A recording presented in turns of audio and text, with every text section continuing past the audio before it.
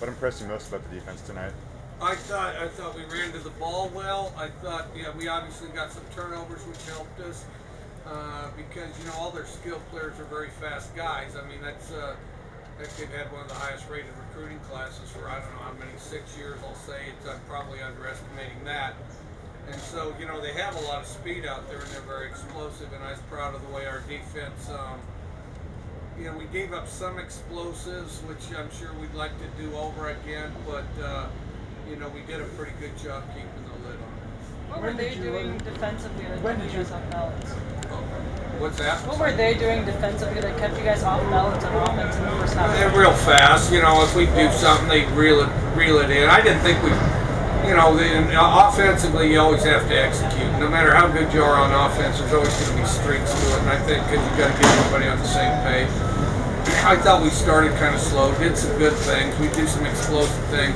We weren't very consistent. We were more consistent in the second half, and then of course a lot of the credit goes to Oregon. I mean, if you get something, they can mitigate it because they're pretty fast, and then it's just hard to get in a rhythm against them. When did you learn they were going with the freshman QB, and did that affect approach at all, and what did you make of him? I thought he's good. I thought he's tough.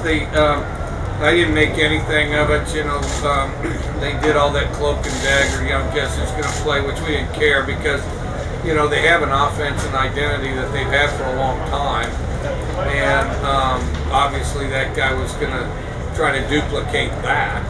It's kind of like. If all of a sudden we replaced the quarterback, I'm sure everybody would prepare for some option guy. I don't think that would happen. They'd prepare the same way they always prepare, which is what we did. What were you guys able to do to really shut down the run game on top of the pass game? I think we kind of kept them off balance. I thought we played real hard up front. We got some quick guys. I thought we did a good job changing our looks and keeping them off balance so that they never really got in a rhythm. And they did burn us sometimes, and they are that good, I mean, and they really are a great team, and all the stuff you've read, all the stuff you guys have written about is pretty good. Coach, how did you feel about the tackling tonight? There's a ton of plays where your defender was the last player to bring someone down, and if not, there's a ton of yards ahead of him. It seemed like there's some great. I thought we tackled. I thought defensively we tackled real well the second half. I thought it was a mix of the first half. We to win a game like this on the road. The offense is not quite sync in the crowd. That's the starting point. It's a starting point. We play on the road again next week, so we have to improve. We have to be a week better. And of course, Cal's a good football team, and we win games. All week long. It doesn't just happen on the day of. It happens all week long, and so our week starts tomorrow. Talking about Frankie Luvu's leadership on defense. He's a guy that didn't play a lot last year, but he's coming, and you guys really look up to him. Well, I think he's really explosive. He's not an incredibly verbal guy, but he's really explosive. It's like once he decides what to do, he really does it full speed. Hit people real hard, and I think that's really inspiring. When your defense is playing as well as it did, does it affect how you're calling the game offensively? A little bit. We've been punting it pretty well, so that too. I mean, we like going in, drop some in there and back them up. The other thing is we kind of had some third and longs where I would have been inclined to go for it on 4th down if I'd had the shot. But then the other thing. One of the good situations, we wanted to change the field, and because they had trouble getting plays off the later, the more the game went on. This is the first time that Washington State's won 3 in a row against Oregon since the early '80s. Does that mean anything for you guys? No, not really, because we thought time before last at our place we should have won. So, might as well get this streak rolling the best we can. As far as we're concerned. I mean, understandably, I'm on. There's 2 different sides to it. I'm on ours. So. Twice you scored, twice you guys scored following a turnover for Oregon. How big of a momentum swing is that for you guys? I thought it was big. I thought it was because it was one of those very tight games, and tighter than the score.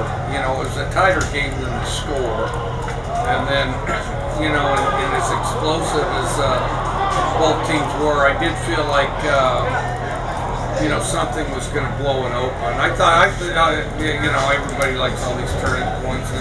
Generally there's a lot of them, but I thought one key one was when Luke hit Isaiah Johnson for the touchdown. Coach, after the first couple drives, you guys sputtered after your first touchdown, and then you guys started opening up with some crossing routes in the middle of the field. Was that an area you felt that you could take advantage of after seeing the first 2 or 3 drives? No, we just wanted to mix it up. The biggest thing was to mix it up, keep them off balance and try to mitigate their speed. Coach, any hesitation to go into Powell on those type of distances and going forward? Does that decision get a little bit easier knowing that you can hit those? But yeah, definitely, no question. Mike, you had a couple of linebackers go out. How significant is it the progress that Jihad Woods has made, and what did you see from Justice Rogers tonight? We didn't have anybody go out. They're doing great. Next question. Mike, for being 6-0, you seem pretty subdued. Your players Luke was doing a live interview at Pac-12. Your players crashed it, screaming about being undefeated. What's it like right now, your locker room and around town? I mean, that's all great and everything. The difference would be the fact that, you know, we got to play one next week. You know, I mean, you know, if you spend all week enjoying the last one, you probably don't get to enjoy the next one. So. And then plus we play them on Friday, so we got to get on the next one right away. So how long was it like Woodstock last week? Did that last? Well, for us it's just that instant until we went to the locker room. I did think, because I thought we got on task pretty quickly. I thought we,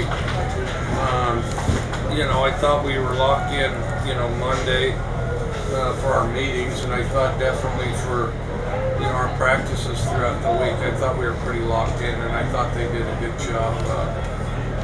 You know, focusing in and doing what they need to do. And I think our locker room has done a pretty good job reinforcing those things. Is this Eric Powell's best game? I don't know. Hard to say. It's a good one. Yeah, he did a good job hitting it. Coach, He didn't leave much doubt. Sorry, Coach, earlier today ESPN kind of chastised Washington's Chris Peterson for his comments on the 7:30 start times. Are you in agreement with him as to those 7:30 games are a detriment to the Pac-12? I don't know what he said.